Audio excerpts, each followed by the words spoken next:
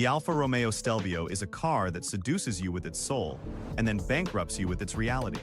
It is built on the Giorgio platform, a chassis that costs billions to develop and drives like a Ferrari.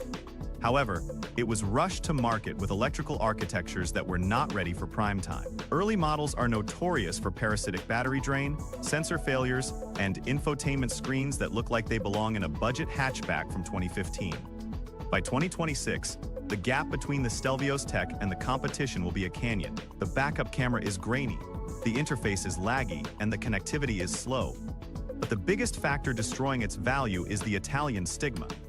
The used market is terrified of warranty Italian cars. Even if the engine is solid, the perception of unreliability scares off 90% of buyers. This forces sellers to lower prices drastically to find a taker.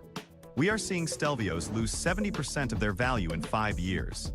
In 2026, you will be able to buy one for the price of a used Honda Civic, but the maintenance costs will still be that of a luxury exotic.